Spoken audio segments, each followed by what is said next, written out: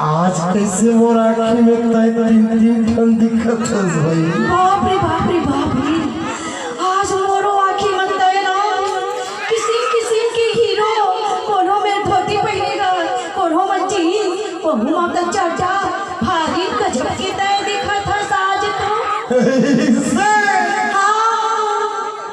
मारे माया के नशा दोनों को दीवारों मार चढ़ा थे। दोनों को दी है पक्का बराबर। हाँ अरे तुझे देख में तो लोग चढ़ा मानी लागल थे।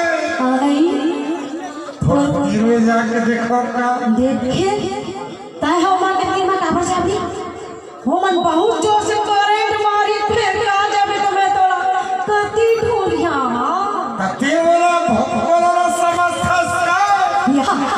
ऐसे तोर पास का चीज देला बोला बता। अगर ये पूरी में करंट है मोर जगह टेस्ट करे वो टेस्टर है। ले तो ठीक है, जा जा जा जा ये पहले जाइए क्या वो बना जा खड़े हम नहीं ये लाइट में खड़ा हो काबरे मन मोला देखे बर नहीं आए मन तोला देखे बर ए वही इला देखा थो खोर जो का कैसे जानते चल तो बता दो बाकी थी कोई जी ए मोर रोगवती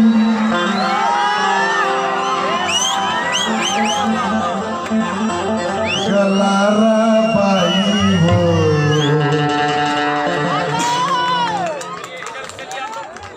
दे दे मोला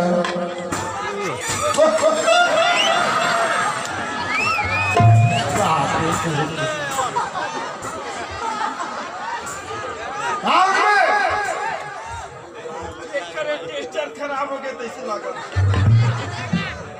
अगर तो टेस्टर चेक करें ज्यादा करंट होगी सही तक पावर है कर लाइट क्यों बंद होएगा।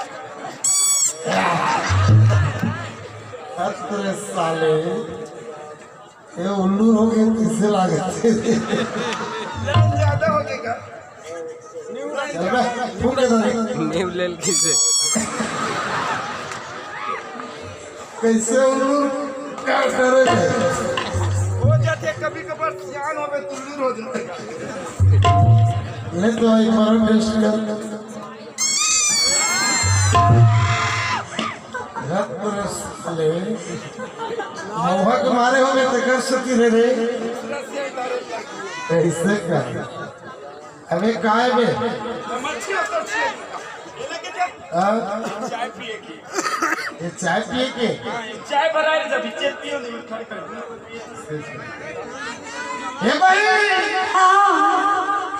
ये मोरा की बना कैसे देखा एकदम जोरदार वाह वाह हाइट भले ही कम है हवा ना